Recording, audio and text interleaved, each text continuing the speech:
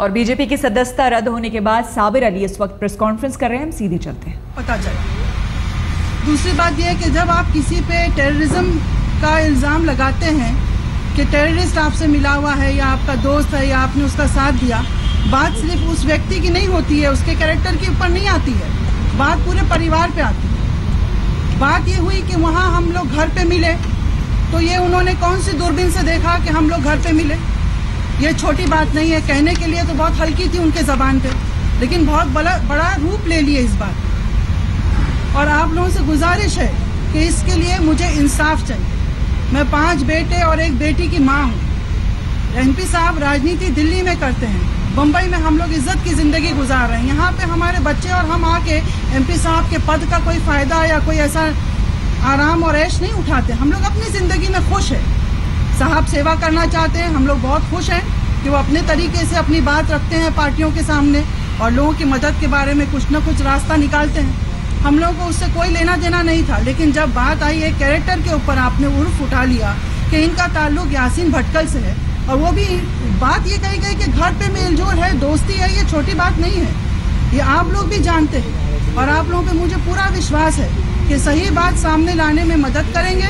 और नकवी साहब से कहिए कि वो इसी तरह से आप लोगों को बुलाएं और 24 घंटे के अंदर मुझे उनकी तरफ से एक अपॉलजी लेटर चाहिए कि उन्होंने जो कहा वो किसी वजह से कहा होगा या जो भी उनके रीज़न है वो सच रीज़न सामने रखे, और नहीं तो सबूत दे कि हमारा ताल्लुक यासीन भटकल से है।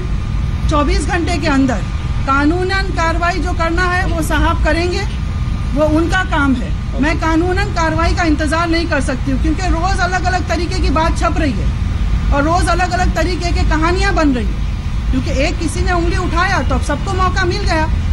तो आप लोग प्लीज़ मेरी मदद कीजिए। मैं प्रेस वालों से मदद मांगती हूँ कि मेरी मदद कीजिए कि नकवी साहब इस बात का या तो खुलासा कर ले 24 घंटे में, और नहीं तो माफ़ीनामा दें आप लोगों के सामने, अपोलोजाइज करें, और वरना 24 घंटे के बाद में जो आप लोगों का तरीका है सही बात को सामने लाने का, वो मैं सामने लाऊंगी। उनके घर के सामने जाके मैं अकेली धरना दूंगी। मैं कोई सियासी आदमी नहीं हूँ कि मैं अपने लोगों को ले जाऊंगी और धरना दूंगी और बड़ा शो करूंगी, वो सब नहीं। मैं अकेली बैठूंगी और अगर सच्चाई के लिए मुझे शहीद होना है तो मैं वहीं शहीद हो जाऊंगी। नकवी साहब को ये पता होना चाहिए कि मैं सैयद की बेटी हूँ।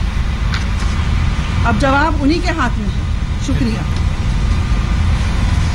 मैं बारहा पहले भी कहता रहा, जिस दिन बात आई उस दिन मैं भाजपा ज्वाइन करने के बाद एक सोशल प्रोग्राम था।